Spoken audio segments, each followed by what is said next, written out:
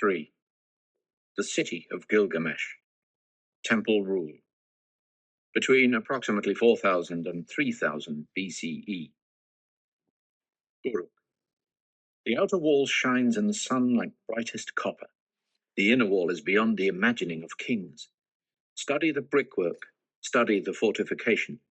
Climb the great ancient staircase to the terrace. Study how it is made. From the terrace, see the planted and fallow fields, the ponds and orchards. 1 league is the inner city, another league is orchards, still another the fields beyond. Over there is the precinct of the temple. 3 leagues and the temple precinct of Ishtar. Measure the city of Gilgamesh. Gilgamesh, legendary ruler of Uruk, famous drinker, womanizer, and battler against monsters, was a King Arthur of Mesopotamian antiquity who set out on a quest for the holy grail of immortality. He may well have been based on a historic figure. Excavators have found inscriptions proving that other kings, previously thought purely mythical, like Enmer-Baragesi of the city of Kish, did once tread the earth. According to the epic, when Gilgamesh died, the citizens diverted the course of the Euphrates and buried him in the riverbed before letting the waters flow over the spot again. The same tall tale that has been told about many others since, from the prophet Daniel to Attila the Hun, Alaric the Goth, and Genghis Khan. In 2003, a team of German archaeologists, who had conducted a magnetic survey of the location, reported that in the middle of the former Euphrates River, we detected the remains of a building which may be interpreted as a burial. I begin with Gilgamesh because his is probably the only Sumerian name at all familiar today, a remarkable consequence of the rediscovery of his story in clay tablets excavated in 1853 from the ruins of Assyrian king Ashurbanipal's library at Nineveh. These were late copies of a text first compiled by a scribal scholar called Sin Leki Unini in around 1200 BCE, working with materials dating back another 800 years or so. Yet if Gilgamesh really did live and rule Uruk, his reign would have been sometime around 2600 BCE, and even this date followed centuries after his city had risen, flourished, and then declined as the cultural powerhouse of the Sumerian world, and the originator of what might be called temple rule. Towards the end of the 4th millennium BCE, at about the time that writing was being invented, but before it is able to tell us much, Uruk had already spread over some 400 hectares, greater in size and population than Periclean Athens or Republican Rome 3 millennia later. Surveys of the settlement pattern in southern Mesopotamia show that the number of village dwellers in the area declined precipitously, while the urban population increased. Environmental historians guess that the great movement of people from the countryside into the cities was caused by a change of climate, which became drier at this time, making subsistence agriculture harder to sustain. But perhaps they exaggerate the stick and underrate the carrot. There was something about Uruk that was hugely attractive. We know cities in our own world which act as powerful magnets, irresistibly attracting incomers from near and far, where every new arrival has his or her unique individual reason for migrating, but all are summed up by the simple proposition to improve the way I live. Maybe people came to Uruk too, just because that is where they most wanted to be. To judge both by later accounts and the archaeological remains, Uruk was a place of intense activity, a city of vibrant public life, where coracles and punts laden with produce bumped along canals that did service for main streets, as if in an antediluvian Venice, where porters bearing giant loads on their backs elbowed their way through alleyways thronged with priests and bureaucrats, students, workers, and slaves, where processions and celebrations vied for space with prostitutes and street gangs. From the remains of conduits and tanks built of waterproof, kiln-baked bricks, some scholars believe there were also green and shady public gardens. Temples, public buildings, shrines, and gathering places clustered around the precinct called Eana, the House of Heaven, known in later times as the earthly residence of the goddess Inanna. as also around a nearby secondary religious focus where Anu, the sky god, was honored. These were not closed and secretive places, like many temples would be in other parts of the ancient world, accessible only to priests and to the initiated. In her book, Mesopotamia, The Invention of the City, Gwendolyn Like notes that the overall impression of the Uruk monuments is of well-planned public spaces, designed for maximum accessibility, with great care being taken to ensure easy circulation. At times, Uruk must have seemed like one gigantic building site, echoing with the banging and shouting of carpenters and scaffolders, of brickmakers and bricklayers, of plasterers and mosaic artists, and of masons skilled in working the stone imported from 80 kilometers to the west. Large quantities of stone were used to erect some of the monuments of Uruk, and the technological solutions developed by her architects and builders remained unrivaled for centuries. The work must have been almost unceasing, for the Urukians too were driven by that passion for novelty, the compulsion to put the old behind them, to renew and innovate, that was the special signature of so much ancient Mesopotamian city life. In the middle of the 4th millennium BCE, a huge building, larger than the Parthenon in Athens, partly or wholly constructed of imported limestone, stood on a central platform in the Aeana quarter. The shrine was even more remarkable for the fact that its ground plan almost exactly anticipated, by 3,000 years, the layout of early Christian churches. There was a central nave, a crossways transept, a narthex or lobby, and an apse at one end, flanked by the two rooms that in a Christian sanctuary would be called the diaconicum and the prothesis. A magnificent walkway leading to a wide public terrace ran alongside. The huge embedded pillars of the colonnade, 2 meters in diameter and built of sun-dried bricks internally reinforced with tightly bound bundles of reeds, were protected from surface damage by a unique Mesopotamian invention, baked clay cones, shaped like oversized golf tees and colored red, white, and black, hammered into the surface in tightly packed arrangements that mimicked the patterns on woven reed matting. Nearby, another building, the Stone Cone Temple, its walls decorated with colored stones set into plaster, was constructed partly of limestone, but also, notably, of a new synthetic material invented in a typical flash of Mesopotamian brilliance, cast concrete, prepared by mixing powdered baked brick with gypsum plaster. The labor that went into the repeated reconstruction of these buildings was immense, many millions of work hours.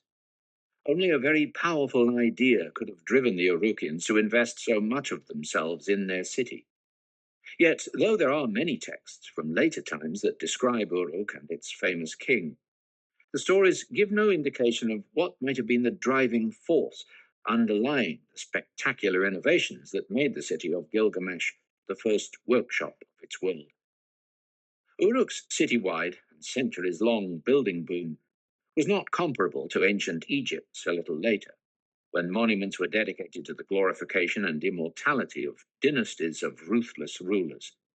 Unlike Uruk, Egyptian tombs and temples were built to last to the end of time. Here, by contrast, they were subject to that passion for repeated reconstruction that characterized all early Mesopotamian societies. And though powerful kings would reign in Mesopotamia in due course, all the signs for this era point to a society with no overly great distinctions of wealth or power. We may yet learn more.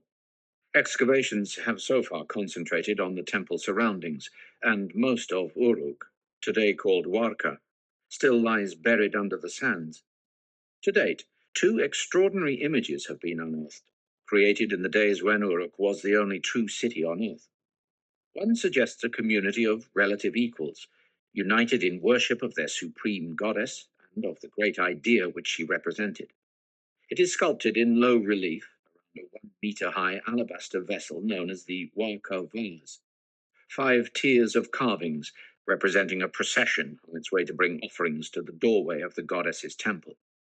The other is, arguably, a portrait head of the goddess herself, the Warka mask, also known as the Lady of Uruk. The 5,000-year-old life-sized head of the Lady of Uruk was already damaged in antiquity. There are dark, blank holes where eyes looked out. The deep bird's wing groove across her forehead that once held inlaid eyebrows is empty. The wig that once covered the smoothed planes on her head is long gone.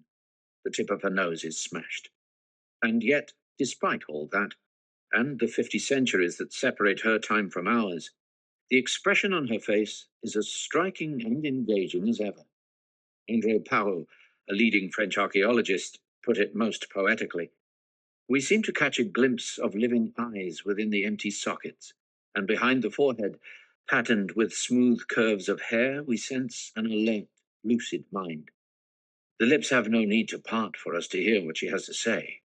Their undulation, complemented by the ripple of the cheeks, speaks for itself.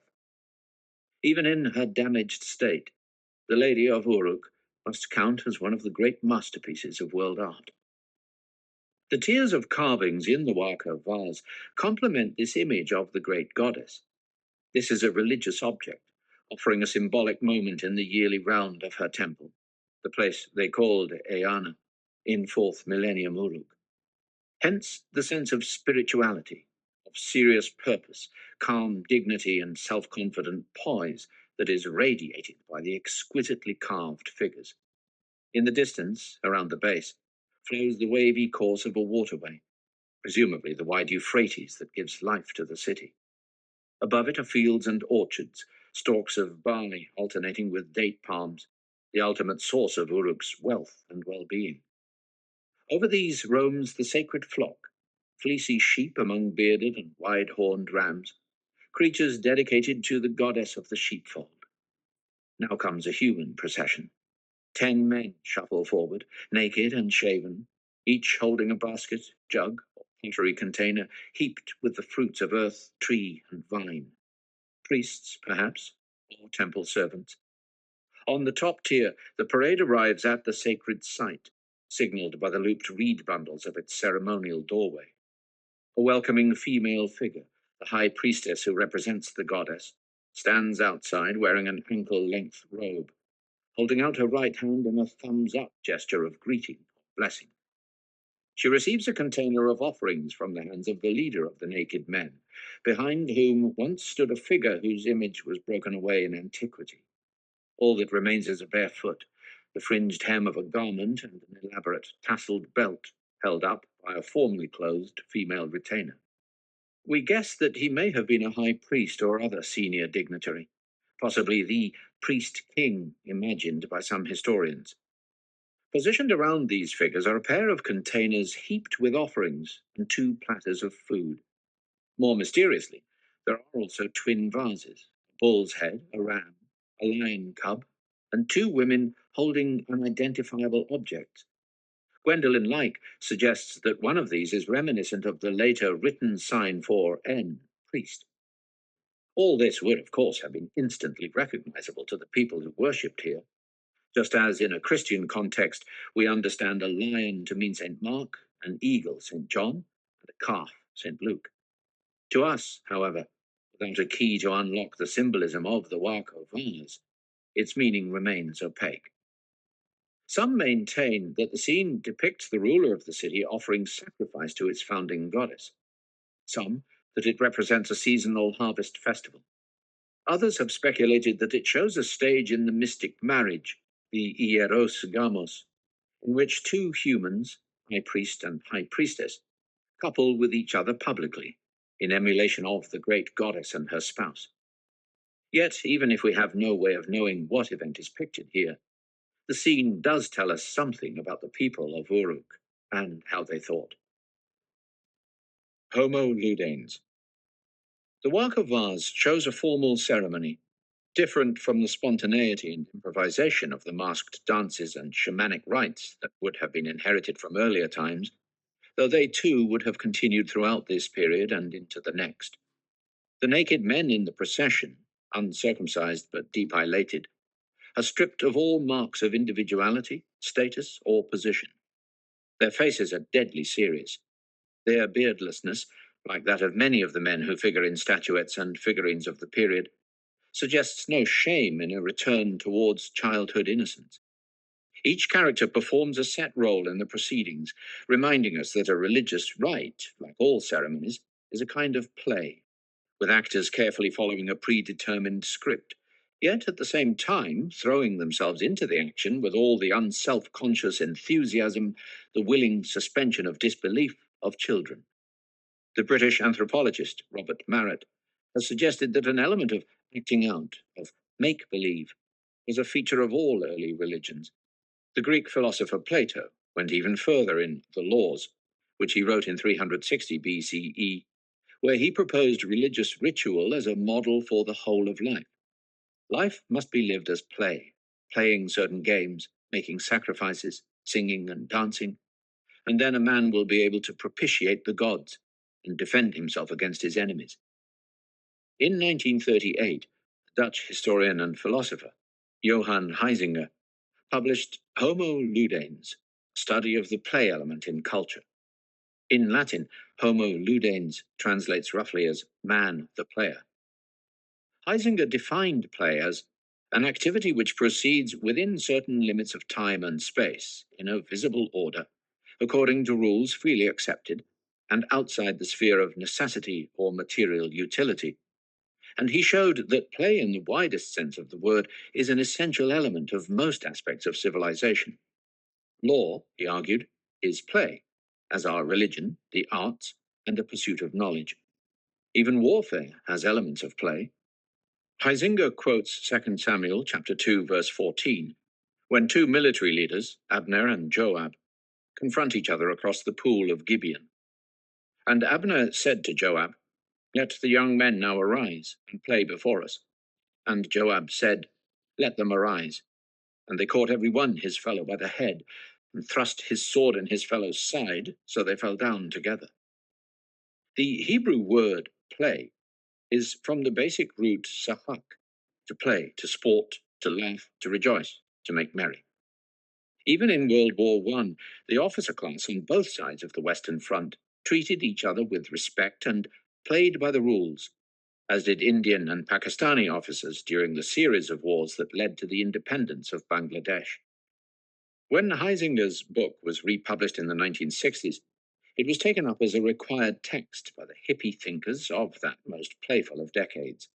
In 1970, the Australian writer Richard Neville, then a doyen of London's so-called underground press, published Play Power. The spirit of play, newly reintroduced into Western society, he argued, could change the face and organization of society out of all conservative recognition. If he was right, then thinking of play may cast some light on the rise of the city of Gilgamesh by prompting us to look in an unexpected place for a similar time of headlong progress and change. Huizinga was a humanist academic, born in 1872, who had seen the world he knew and in which he felt comfortable destroyed in World War I. He believed that Western civilization was being progressively ruined by the absence of play. The 19th century, he wrote, seems to leave little room for play. Tendencies running directly counter to all that we mean by play have become increasingly dominant. These tendencies were exacerbated by the Industrial Revolution and its conquests in the field of technology. But Huizinga was, I believe, quite wrong. Anyone who has ever watched children amuse themselves will recognize that the scientific and technological face of civilization is precisely the result of play in its purest form.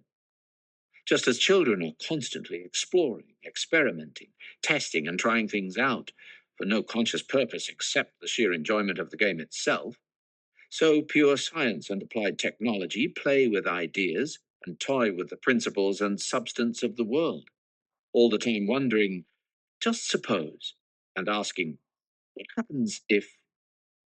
Indeed, far from being malign in its blinkered materialism, as Huizinga believed, science is often criticized for its apparent irrelevance, for its lack of practical application.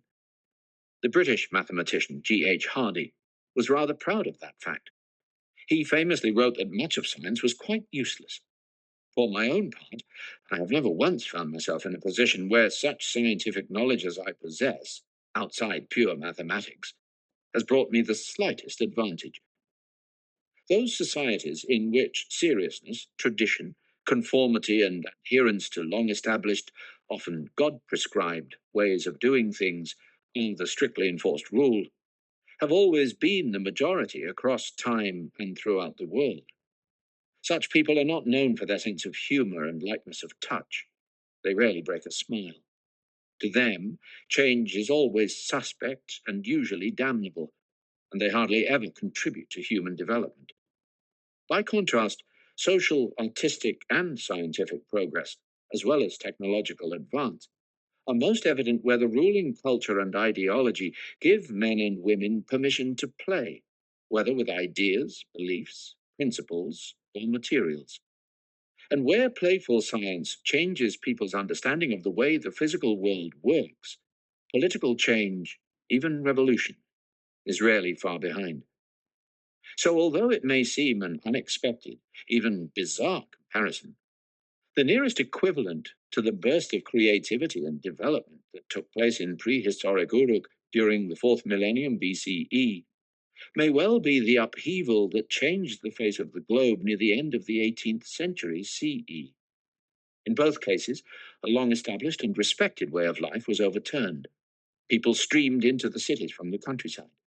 New inventions and materials followed hard on each other's heels, and the structure of society itself was reshaped in ways unseen before. As Andrew Sherratt, an important scholar of prehistory, once wrote, the insights to be gained from comparing episodes far separated in time are reciprocal ones.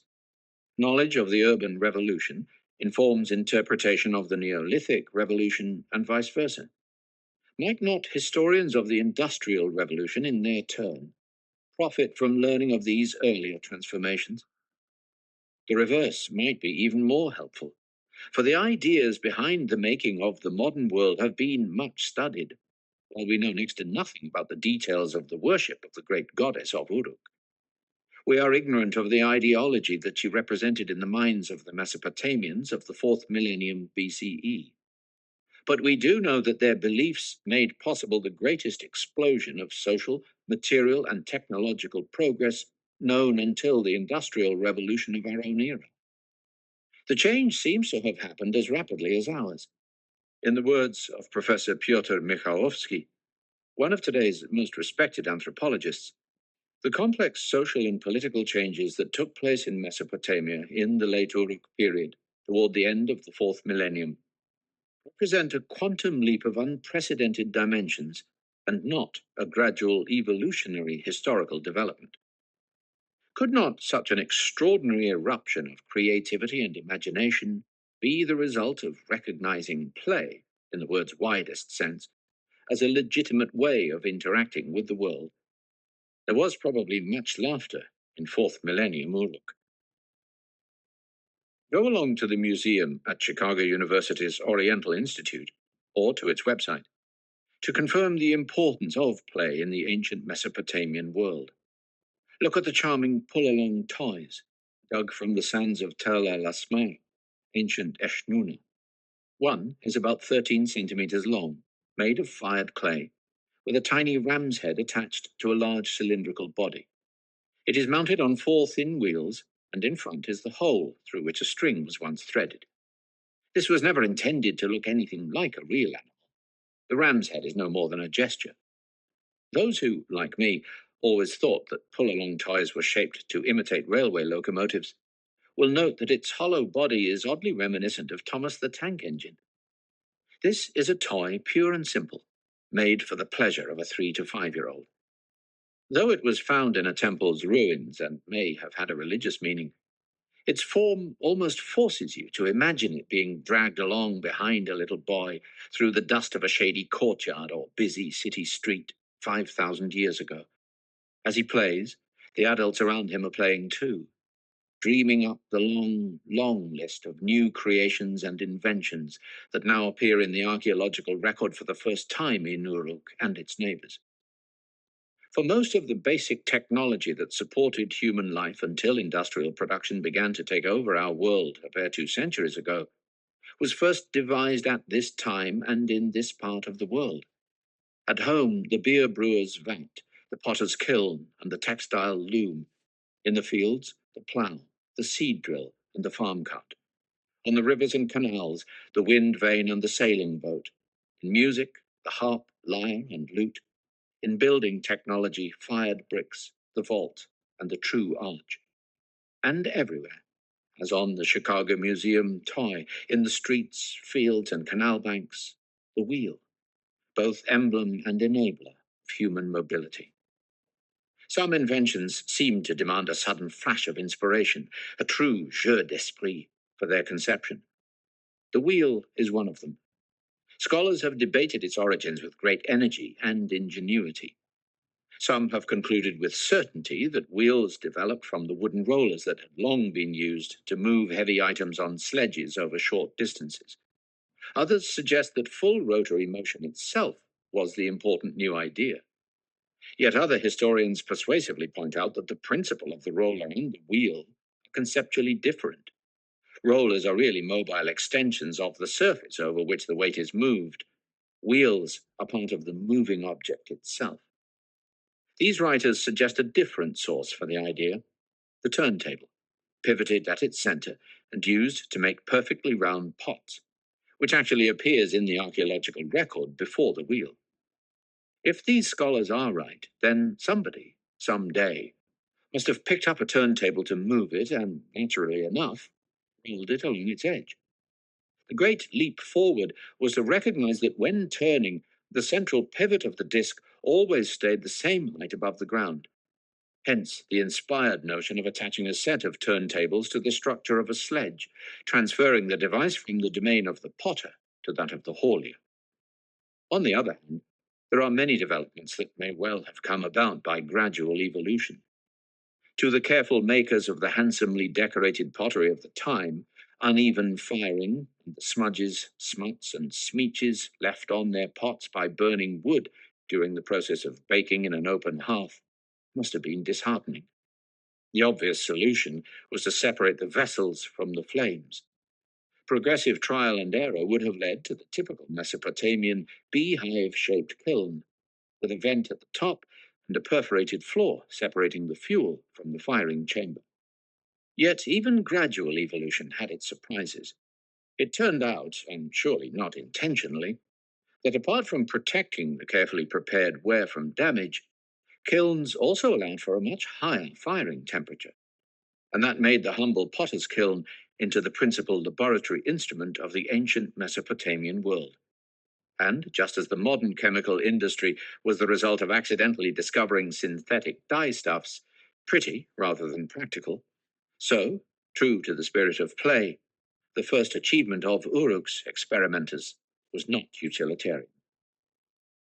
The blue-green rock, called lapis lazuli, was a prized gemstone in ancient times. It was made into seals and jewelry, beads and bangles, inlays and decorations on sculpture.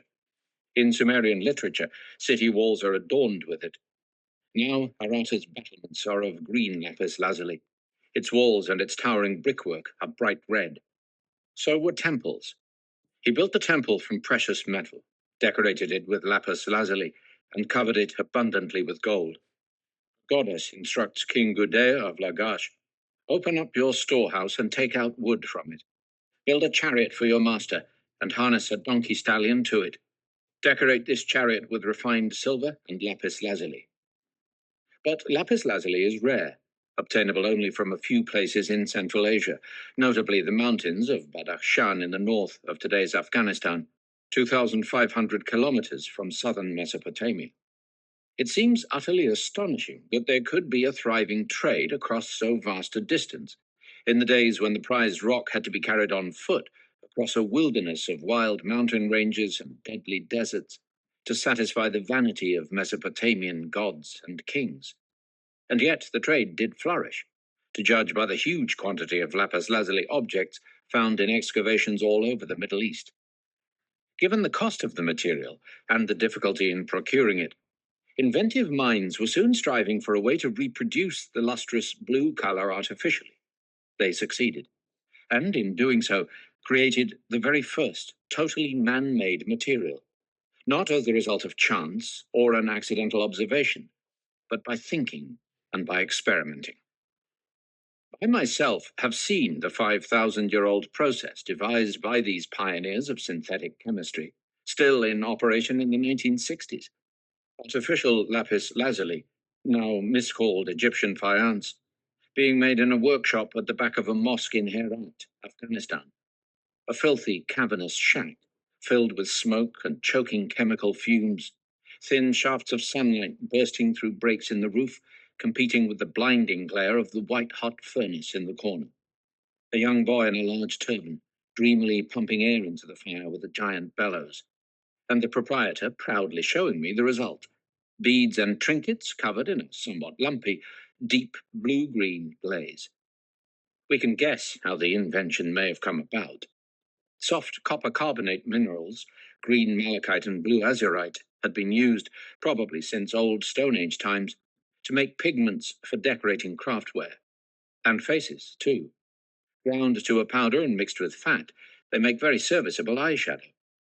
Hold a piece of either mineral in a fire, and it will flare vividly blue or green. The ancients, unfamiliar with spectronomy or pyrochemistry, probably thought that the heat was driving the color out of the mineral into the flame. It would have seemed feasible to capture this color and deposit it onto another object. But how to stop the color dissipating into the air together with the smoke? The solution was to put the object to be colored together with the ground up mineral into a closed container and heat them in a kiln. The experimenters soon found that the process took a long time, a whole day, and a high temperature. Not much less than 1,000 degrees centigrade was needed. But it worked, as in Herat it still does. The object emerged from the furnace with a hard, shiny, deep blue-green covering. Not as fine as true lapis lazuli, perhaps, but almost as good. The realization that mixing minerals together and subjecting them to high temperatures could change their properties completely and create an entirely novel material would have far-reaching consequences. Homo ludens must have tried the procedure on a great variety of rocks, stones, and other materials, and it would happen, not often perhaps, but enough to encourage further experiment, that the result would lead to something completely new, like the method of salt glazing bricks, for which a much later Assyrian recipe instructs: sand, alkali from the horned plant, whiteweed, pulverize and mix together. Lay in the cold kiln with 4 draft holes, and then drive it between the draft holes. Burn a light, smokeless fire. Bring it out, let it cool, pulverize it again, add to it pure salt. Place in the kiln. Burn a light, smokeless fire. As soon as it appears yellow, let it run upon the brick, and the name is frit. Other discoveries were glass and cement, and the smelting of copper. Then it was found that adding tinstone to copper ore changed the properties of the resulting metal for the better. The alloy was harder, stronger, kept a sharp edge for longer, and, most importantly, melted at a lower temperature, making it easier to cast. It would ultimately take the southern Mesopotamians out of the Stone Age and into the Bronze Age, with all the attendant profound cultural, social, and political change. The Smithy of the Gods. One episode in the Epic of Gilgamesh tells how Uruk received a message from King Aga of Kish, threatening an attack. Gilgamesh laid the matter before the city elders, seeking a solution. Let us not submit to the house of Kish. Let us wage war. The convened assembly of his city's elders answered Gilgamesh, let us submit to the house of Kish. Let us not wage war. Gilgamesh, placing his trust in the goddess Inanna, took no notice of what his city's elders said. He again laid the matter before the city's young men, seeking a solution. Let us not submit to the house of Kish. Let us wage war. The convened assembly of his city's young men answered Gilgamesh, to stand on duty, to sit in attendance, to escort the king's son, to hold a donkey by the hindquarters, as they say, who is there that has breath for such? Let us not submit to the house of Kish. Let us wage war. Uruk, the smithy of the gods, Eana, house come down from heaven. The great gods it was who gave them shape. You are their king and their warrior. O crusher of heads, prince beloved of the god An, when he arrives, why be afraid? Their army is small, with a rabble at the rear. Its men will not withstand us. Gilgamesh leads his young men out to fight, captures King Arga of Kish, and then, in an unexpected display of generosity, sets him free to return to his home city. This is literary epic, not history, though it might possibly reflect a real conflict between Uruk and Kish, a city about 150 kilometers to the northwest. It was written as long after the events it purports to describe as has passed between the days of King Arthur and his Round Table and our own. And, like the Arthurian romances, it says rather more about the time when it was written than about the era it describes. Nonetheless, it does give a distant glimpse of a moment in Uruk's story, as it moved gradually from the Stone Age towards the Metal Age, the smithy of the gods, from what Torkel Jacobsen called primitive democracy, when a ruler still had to consult the people, the convened assembly of his city's elders, to kingship and autocracy, when the ruler did as he pleased without reference to anyone else's opinion, and from peaceful coexistence to a constant state of aggressive bellicosity. Let us wage war. All of these changes, good and bad, were part of the move from village living to fully fledged civilization. Village societies evolve and adapt naturally to their environmental and political circumstances. Civilizations, on the other hand, are designed. In Uruk, the same experimental approach that was applied to the material world was also directed towards engineering the way people in the city lived together. The city was like a machine, and its citizens like the moving parts that made it work. In the villages, most families were relatively equal. In the city, there was a hierarchy of status. In the villages, what do you do was never a necessary question. In the city, it was important to know the answer. In the villages, survival depended on being a member of a household, even if only as a slave. In the city, new ways of making a living suddenly became available. Instead of contributing to the subsistence of your own extended family, as had been the only option throughout all of the past, you might now work instead for the temple or the palace, and in return receive not a place by the hearth, but a wage. Surviving relics suggest that many did so in the city of Gilgamesh. The most characteristic objects, found both whole and broken in the ruins of Uruk, up to half of all pottery finds, are crude and rather ugly earthenware containers known as beveled rim bowls, very different from the elegant and delicate painted pottery of the previous era. These vessels were made neither by coiling nor by turning the clay on a wheel, but instead show signs of having been made in simple molds. Similar vessels have recently been produced experimentally to test this analysis. This may have been the very first application of the principle of mass production to a consumer product. In agrarian villages, pots had been made in the household to a high aesthetic standard, and in styles and with designs that were traditional and that meant something to their users. They were often very beautiful. Mass-produced beveled rim bowls, by contrast, were turned out in commercial workshops and invested with no more significance than their utility. This change has been called the evolution of simplicity. As the city developed, manufacturing began to be restricted to a cadre of professional workers, resulting in, as one historian describes it, the aesthetic deprivation of the non-elite. Pottery was now judged only by its efficiency and economy. Standardized containers may have been ugly, but they were good enough and cheap enough to serve the new society's needs. The change was recognizably not unlike the switch from craft to industrial production in Victorian times, lamented and fruitlessly opposed first by the Romantic and then the arts and crafts movements. Perhaps some ancient Mesopotamians protested too. How beveled rim bowls were made proved to be much easier to answer than what for and why. In shape, they resembled the containers piled high with produce carried in procession to the goddess's temple by the naked marchers on the Waka vase. But the vessels on the vase looked rather elegant. The real things are so rough and ready that it is hard to imagine anyone eating from them, let alone presenting them to a goddess. They are porous, so of no use for water or beer, and they were apparently disposable, since as many have been found whole as have been recovered in fragments. They have been likened to the polystyrene burger containers that today litter our streets and beaches. While some scholars still believe that offerings were brought to the temple in beveled rim bowls, most think that they were probably used to distribute measured quantities of bread or grain as wages or rations. When writing first appeared, the symbol representing food, rations, or bread, looks very much like a beveled rim bowl. Wages and rations imply a dependent workforce no longer looking after its own subsistence, as happened in the conversion of rural peasantry into urban proletariat in modern Europe. If that is what took place in Uruk, what was this new working class labouring on, and for whom? There was certainly building work to be done. The temples, similar to households, but on a grander scale, had their own fields, gardens, and orchards, which required seasonal labour as well as hydraulics workers, specialists in regulating and maintaining the flood protection and irrigation systems.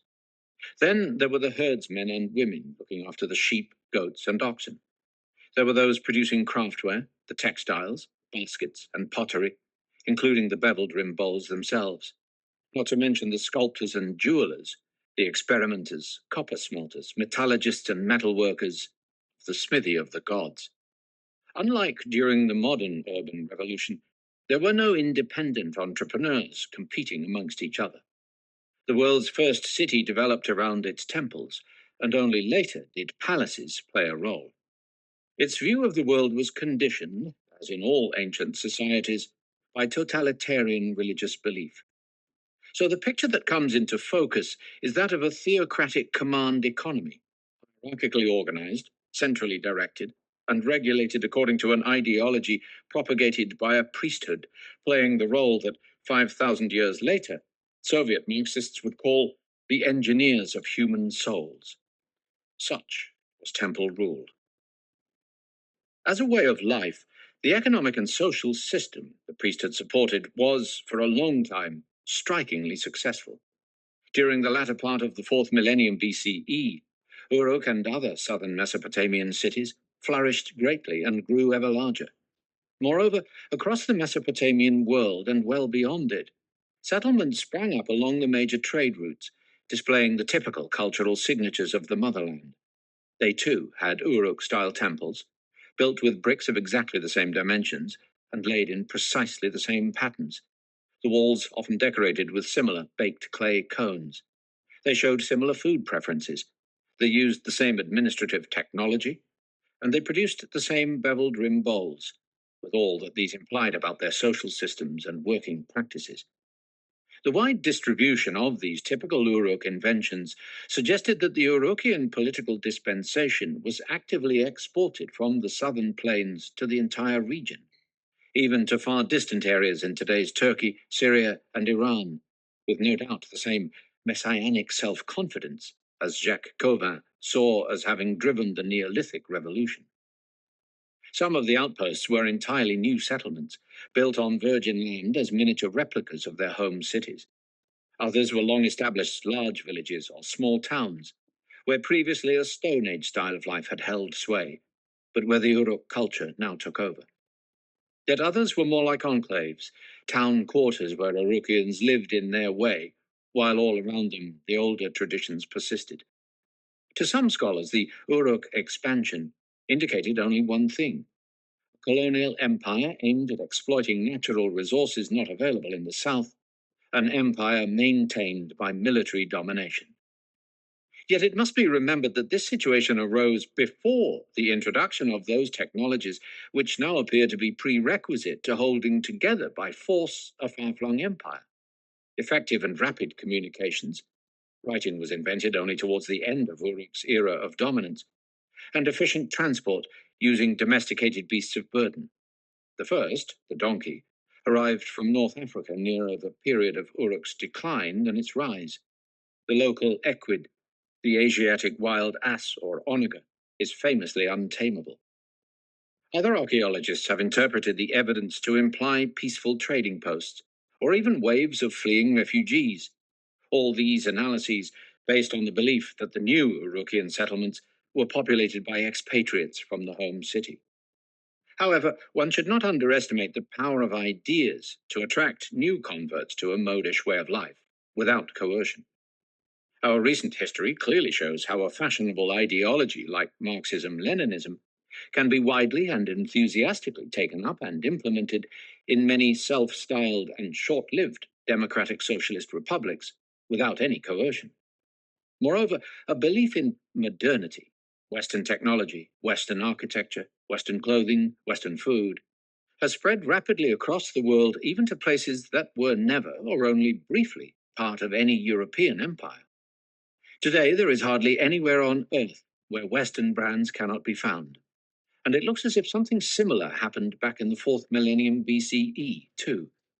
It was to have consequences more profound than almost any other in history, for it ultimately gave rise to the invention of writing. In February 2008, Dr. David Wengrow of University College London made a splash in both the academic and business communities when he published an article arguing that the Uruk civilization was the original inventor of the brand. With the advent of mass production of textiles, ceramics, beverages, and processed foodstuffs, consumers wanted to be assured of the origin and quality of the products they used. These commodities were given a mark that uniquely identified their origin and source. While our word brand derives from the practice of burning a symbol into something to show its provenance, the Mesopotamians used lumps of clay instead, marked with easily identifiable signs, to seal baskets, boxes, jugs, and other containers. This might have begun with the amulets many wore, picturing religious or mythological themes. As a handmade product, each amulet was different and was associated with the person who wore it or for whom it was made. Stamped onto clay, the pattern made by the amulet immediately identified its owner. The obvious next step was to make a die intended solely to be pressed into clay, with the design therefore engraved in reverse. These stamp seals were the first ever form of printing. However, to create an image of reasonable size needed a large seal, perhaps inconvenient to wear, and it was soon realized that if the design was wrapped around a cylinder and then rolled over the clay, the resulting impression would be more than 3 times the cylinder's diameter. So was born the cylinder seal, one of the most characteristic and beautiful of Uruk's inventions, which would continue in everyday use until the very end of Mesopotamian civilization. Not much more than an inch or so tall, these seals were made from every conceivable material, from limestone, marble, and hematite, from semi-precious materials like lapis lazuli, carnelian, garnet, and agate, and even from fired clay and faience. Being practically indestructible, they are unearthed in quantity wherever archaeologists dig in the region. In time, the engraving became so fine that historians guess the seal cutters must have had optical aids, perhaps based on the pinhole camera principle. Under Mesopotamia's burning sun, even the tiniest hole would have let enough light through. It has even been suggested that after the invention of transparent glass, some form of primitive lens was used, though an oval of rock crystal unearthed from the Assyrian city of Nimrud in 1850 is no longer accepted as a lens by scholars of ancient technology. To the historian, cylinder seals are of inestimable value, since the images they produce give us, for the very first time, a picture of life in ancient southern Mesopotamia and beyond. Many, to be sure, show religious scenes, often unidentifiable gods and goddesses disporting themselves in a landscape of rivers and mountains, palaces and temples, the sacred herd clustered around the great goddess's reed byre, astonishingly similar to the reed houses still built by the marsh Arabs today, or worshippers traveling to a temple by boat. There are great moments from mythology showing presumably famous heroes battling with each other or grappling with animals.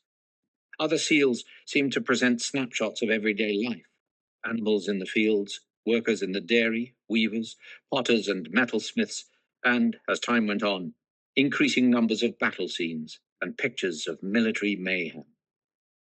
While these seals may have first been used as brand logos, they quickly became personal identifiers, equivalent to signatures in a society where, even after the invention of written script, literacy remained a skill exercised only by the few. Cylinder seal impressions were used on documents of every variety and to identify all kinds of personal property. In fact, so ubiquitously did the ancients deploy them that one is reminded of children who have just learned to write and insist on inscribing their names on everything, including the walls and the furniture. Such use suggests that citizens of Uruk and their neighbors valued the cultivation of individual identity, perhaps as much as we do. Unlike in so many other cultures, ancient and later, anonymity had no attractions for them. Each person strove to leave his or her personal mark on the world. This was particularly so after writing spread into general use. We know more individuals by name from Mesopotamia than from anywhere else in the ancient world. Names were written on texts of all kinds, on receipts, delivery notes and bills of lading, on commercial contracts and legal judgments, on marriage agreements and divorce settlements. The very first personal autograph so far found is on a scribal exercise from Uruk, dated around 3100 BCE, and signed on the back, Gar Ama. Perhaps it was this eagerness to record their individual existence in permanent form that first prompted some of the residents of Uruk to elaborate a simple accounting device into a sophisticated system of marking clay tablets, to set down first agreements and contracts, then ideas and beliefs, songs and stories, poetry and prose. If so, ancient Mesopotamia's cult of identity changed the course of human development. The idea of writing was surely the city of Gilgamesh's greatest gift to the world. The mystery of cuneiform. According to legend, the Septuagint, the Greek translation of the Hebrew Bible, came about when Demetrius of Phalerum, head librarian at Alexandria in Egypt, urged the emperor, Ptolemy II Philadelphus, to acquire a copy of the Jewish Torah. Responding to the emperor's command, the high priest of Jerusalem sent 72 scholars, 6 from each of the 12 tribes of Israel, to Alexandria, where they lived on the island of Pharos, ritually bathed in the sea every morning, and each working alone, miraculously created identical translations. Actually, Septuagint means 70, not 72. But, as the old Jewish joke has it, who's counting? It was presumably in reference to this story that in 1857, the Royal Asiatic Society of London gave a newly discovered Mesopotamian document to 4 of the leading scholars of the day: Edward Hincks, Jules Oppert, Henry, later Sir Henry, Creswick Rawlinson, and William Henry Fox Talbot, of photographic fame. They were asked to attempt a translation without conferring. Their work was submitted under seal, and, miraculously or not, the translations were sufficiently alike for the Society to pronounce the mystery of cuneiform solved. The examiners certified that the coincidences between the translations, both as to the general sense and verbal rendering, were very remarkable. In most parts, there was a strong correspondence in the meaning assigned, and occasionally a curious identity of expression as to particular words. If written documents define the beginning of history, the 4 decipherers' achievement was to set back the date of that beginning, previously believed to have occurred at the time of the ancient Hebrews, to a date thousands of years earlier than had ever been imagined. The story of the deciphering of Mesopotamian script had begun half a century previously, when Georg Grotefend, a German Latin teacher in his early 20s, made a bet with friends in a pub that he could explain the meaning of some texts, cuneatis quas dicunt, said to be in cuneiform, gathered from the ancient Persian royal city of Persepolis.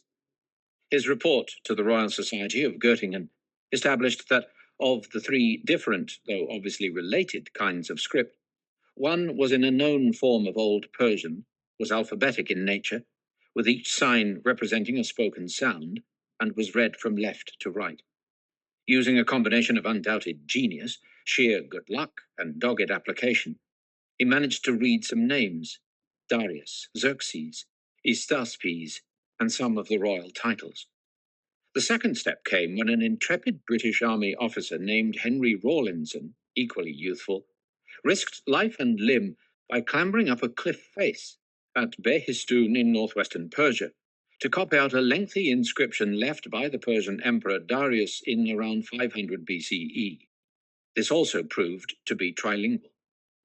Based on Grotefend's work, the Old Persian version of Darius's message yielded fairly quickly to translation, making it possible to attack the other languages carved into the rock. The second to be decrypted turned out to be a syllabic script, each character signifying a combination of sounds, like a, ba, ab, or bab, and so forth. Translation with the aid of the Persian text showed it to be in an unknown language, which, when other documents using this writing were found in that part of Persia anciently called Elam, came to be known as Elamite. The third variety of cuneiform found at Behistun, however, proved much harder to crack. It had a very large number of signs, an order of magnitude more than in the other two scripts. It was neither alphabetic nor fully syllabic. The same signs, combinations of wedge-shaped marks, were sometimes used as logographs. That is to say, they were to be read as complete words, as for instance in modern Chinese, and at other times as phonetic symbols, indicating the sounds of speech. Some signs designated several different things, and were also to be read as several different sounds. Some sounds were represented by several different signs. There were symbols that seemed to have no meaning themselves, but were just there to specify the general sense of the symbol that came after or before, what philologists now call determinatives or classifiers. Thus, a vertical wedge always accompanied the names of people, a star shape, the names of gods, and yet another cipher accompanied the names of places, but not always. Good reason led the great French Assyriologist Jean Bottero to describe cuneiform as a devilish script. Nonetheless, researchers eventually established that this writing represented a Semitic language, thus related to ancient Phoenician, biblical Hebrew, and modern Arabic. It was this understanding that enabled the three experts to deliver equivalent translations in response to the Royal Asiatic Society's 1857 challenge. They called the writing Assyrian, after the bloodthirsty biblical empire.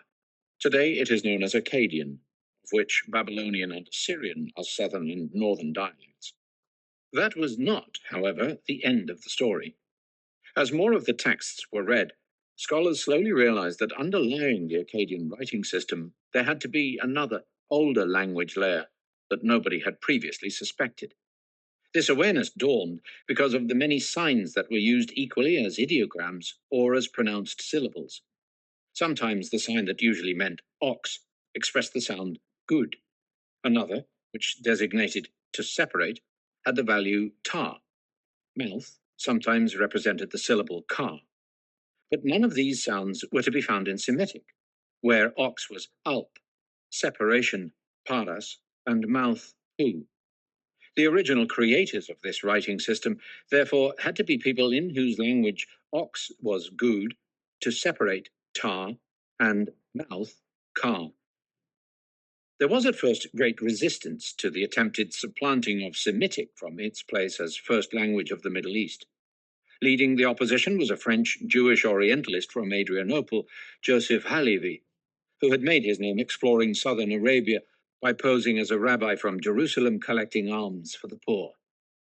European Jews had only recently gained respect by being associated with the Semitic originators of civilization. Halevi was appalled by the demotion of the ancestral Semites from that position and the elevation of some newly discovered upstart Sumerian nation. He refused to believe that there had ever been any such people, maintaining that Sumerian writing was no more than a secret cipher devised by Semitic priests to keep the common folk in ignorance. Publication of his book, Sumérisme et l'histoire babylonienne, in 1900, led to a famous fracas when two distinguished academicians attacked each other with umbrellas in the hallway of the École des Hautes Études in Paris. The issue was settled in 1905 with the publication of a coherent and convincing translation of a group of Sumerian inscriptions which managed to reconstruct much of the grammar. Sumerian turned out to be a very strange language indeed, not part of any known linguistic group, with an unusual syntax and a lexicon consisting largely of words of one syllable. As a result, it had a great number of homophones, words that sound the same. In some cases, up to 10 different words, all pronounced alike. So, meant water, canal, flood, tears, semen, offspring, or father. A was house, temple, or plot of land. U translated as plant, vegetable, grass, food, bread, pasture, load, sleep, strong, powerful, to nourish, or to support. These could then be joined together to make further words. Air, house, plus an, sky or heaven, gave Eana, house of heaven, the great goddess's temple in Uruk. Lu, man, plus Gal, big, made Lugal, big man, lord or king. Scholars have continued to worry away at this issue. Some think that these apparently identical syllables were differentiated, as in Chinese, by variations in pitch or tones. In the late 1980s, Jean Bottero suggested that the monosyllabic vocabulary might be an illusion caused by the fact that the inventors of writing notated only each word's first syllable. He called this acrophony. More recently, a Danish scholar has proposed that Sumerian may have been a Creole, the result of children learning as their mother tongue a pidgin, a language cobbled together to enable speakers of different tongues, in this case the multi-ethnic founders of Eridu, Uruk, and their neighbors, to communicate at a basic level. Hence, it was afterwards revered as the language of the founders of civilization. There is not even agreement over the origins of Sumerian writing. Currently, the battle lines are drawn between those who see its emergence as the culmination of a gradual process thousands of years in the making, an ancient system of keeping count of animals and commodities originally using pebbles, and then clay tokens, which came to be protectively sealed into clay containers. First, the tokens were impressed onto the outside of the envelope to show what was contained. Later, their images were drawn on the clay with a pointed stick. Eventually, the tokens themselves were abandoned, leaving only the envelope, in the form of a clay tablet, as the permanent record. Others believe that writing was one of those quantum leaps, so characteristic of the innovative southern Mesopotamians, appearing suddenly towards the latter end of the 4th millennium BCE, and evolving in a mere few centuries from a rudimentary shorthand to a sophisticated system capable of recording poetry and literary prose, as well as contracts and business accounts. There is general agreement, however, that in principle, ironically enough, Joseph Halevy's claim contained a tiny grain of truth. The earliest texts were not really writing at all, but were indeed a kind of code. The first signs represent not language, but things. They are records of transactions, notated by simplified drawings of items delivered or received, animals, people, commodities. A drawing of an ox's face meant an ox, while an image of a beveled rim bowl referred to food. The image did not have to be of the object itself. A god was represented by a star, a temple by what might have been intended to represent a ground plan. In its first stages, this system provided no more than a simplified personal memorandum, a rather ambiguous aid memoir, such as to sheep, temple, god, Inanna. Moreover, officials or administrators who jotted down notes in this way doubtless had their own favorite choices of signs and preferred ways of drawing them. To make the symbols truly useful, they had to be made recognizable to anyone who saw them, to be standardized by collective agreement. Hence the lexical lists, the long registers of titles, jobs, animals, and commodities, the equivalent of dictionaries, that were to be the foundation of scribal education, ensuring that everyone employed exactly the same image for an ox, a bowl of food, a sheep, a temple, or a goddess. From this very simple foundation, over the centuries, a large repertoire of symbols was eventually accumulated, several thousands. But there had to be a limit. The number of items that needed symbolizing was, in principle, infinite. No one could possibly have remembered all the signs if every single object in the world had its own. There was, however, a simple solution to this difficulty, one familiar to us from our own world and our own use of images. Take the icon of an aircraft as an example. In an air terminal, this can be used to indicate the arrivals and departures area. On a road sign, it can mean to the airport, or warn of low-flying planes. In an advertisement, it can refer to a package holiday or foreign travel in general. In other words, the meaning of the icon can easily be extended from airplane to flying to holiday to travel, and no doubt to many other related ideas. In the same way, in the early Uruk system of signs, the drawing of a lower leg came to mean not only the limb itself, but also foot, walking, going, standing, kicking, and more. The context dictated which applied. And where extending the meaning was not enough, signs were combined to make little composite pictures. A food bowl next to a head meant eating, and woman plus mountain, 3 little hills, at first signified foreign woman, and later female foreign slave. Some combinations were designed to distinguish between the various meanings of a sign. Thus, the drawing of a plough was combined with a sign for a man to mean ploughman, or with the sign for wood to refer to the implement itself, which was made of wood. Names of gods were prefixed with the symbol for god, a star. These are the signs known as determinatives, and much use would be made of them in the later development of the script. Typically, Homo ludens was at work here, for there is something playful about the way many of the signs were devised. For example, several combinations that include the sign for head, with the symbol for fury, being particularly entertaining. A head with a great shock of hair standing on end. The concept woman could have been illustrated in many different ways, but someone chose to represent her by her pubic triangle, while the sign for man seems to be an ejaculating penis. However, drawing freehand with a pointed tool requires some graphic ability, and not every scribe could be expected to be a competent draftsman.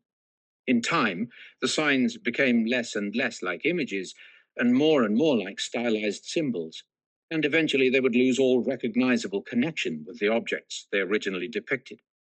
Rather than drawing with a point, a stylus of triangular or square cross-section was impressed into the clay, creating the wedge-shaped marks that give us the name cuneiform. And in the process, the signs lost whatever light-hearted quality they may originally have possessed. The next step, however, which was the truly revolutionary one, more than made up for the loss. And it must surely have first come about in jest. However useful it may have been, all that had been devised thus far was a technique for noting down things, items, and objects, not a writing system. A record of to, sheep, temple, god, Inanna tells us nothing about whether the sheep are being delivered to or received from the temple, whether they are carcasses, beasts on the hoof, or anything else about them. Yet, for administrative purposes, this was apparently sufficient. Early Mesopotamia supported an oral society in which memory was highly prized. All that was needed was a simple reminder, something as neutral as a sign of a left-pointing finger, which can be read as go left, a gauche, links gehen, a sinistra, vleva, or samta chap. To be more precise would demand the use of real language, but for a long time the idea of representing actual speech in the form of marks on clay simply did not occur to anyone. It seems to me most likely that the real leap that advanced writing from the recording of things to the recording of speech sounds, or at least the idea that inspired it, initially came about as a playful bit of fun. The Sumerian language, being full of homophones, different words pronounced either exactly or only more or less the same, must have made it a highly rewarding playground for punsters. The fact that, among hundreds of other examples, the word for arrow and the word for life sounded alike, T, or that the word for read and restoring were pronounced gi, must have given much opportunity for verbal buffoonery. It is easy to imagine some wit among the Sumerian temple bureaucrats applying the same sense of humor to the signs written on a clay tablet, and extracting from the note a punning and comic meaning, an ancient equivalent, perhaps, to the 1970s TV comedy sketch, in which a hardware store customer reads out fork handles from his shopping list, but the shopkeeper hears fork handles. In jest or not, what had been stumbled on was a way of recording matters which either could not be drawn at all — how does one draw a picture of life — or for which no sign had been devised. There was in Sumer a kind of drum called tigi. It was rendered as an arrow, T, plus a reed, gi. A shame, really. As a result, we have no idea of what a tigi drum looked like. Once the idea had been conceived, one might have thought that the usefulness of writing signs not for things but for words, and so for representing sounds, would have quickly been recognized. But it seems to have taken several centuries for the new method to be put into regular use. Nonetheless, over the course of time, the sounds not things principle did become firmly established, although phonograms, signs for sounds, never fully displaced logograms, signs for things, in the written texts for as long as cuneiform continued in use. Where phonograms proved their true utility was not just to express words which couldn't be pictured, like life or the tigi drum, but more importantly, those parts of language which are essential but have no meaning in themselves. To, with, by, for example. And also what philologists call bound morphemes, the prefixes, suffixes, and particles that every real language uses to shape its sentences, to distinguish singular from plural, present from past, active from passive, and also to extend meaning, as in adding ness to happy to get happiness. Since Sumerian seems to have been a language largely of monosyllables, it was always possible to find a word for which a sign did exist, and that sounded close enough to the particle to represent it in writing. Thus, over time, an effective and elegant script was developed, able to express the Sumerian language in its entirety, though it was never to be a simple, easy-to-learn system. It took many years of study and training for scribes to be able to master all its resources effectively, and even more to deploy them creatively. It is as if the difficulties were fondly cherished, when others, Elamites, Persians, and the citizens of Ugarit, simplified the signs and reduced their number, eventually creating a short alphabet in which each character just represented a single sound. Mesopotamians insisted on retaining the full panoply of cuneiform's Baroque complications during the entire 3 millennia of their civilization's existence. Alphabets must have seemed to them a very bare and impoverished form of script. The richness of the cuneiform signs, their ambiguity and multiple meanings, contributed as much to the overall effect of the text they encoded as does fine calligraphy to the literature of the Far East. Cuneiform writing was not just used for high literary purposes, of course. It also set down the very first contemporary records of people and events. From now on, whatever happened in the world need never be forgotten. And though much appreciated by archaeologists 5,000 years later, the real impact of this development was on its own world, which was radically transformed. Here, too, is an eerie foreshadowing of our own times. Just as the technological and political revolution in Uruk seems most closely comparable to our recent industrial revolution, so did the development of a simple accounting technique into an effective medium of communication prefigure the postmodern era. An unassuming administrative device, the electromechanical punched card tabulator, designed by mining engineer Herman Hollerith for the 1890 US Census, began a process that has led, step by step, to the brave new world of today's information age. At the end of the 4th millennium BCE, a simple accounting technique using clay tokens was elaborated in the city of Gilgamesh into a sophisticated, versatile, and flexible writing system, the achievement that marks the moment when true history begins. But for every new beginning, there must be an ending of what came before. A division line is drawn. That was then. This is now. 4.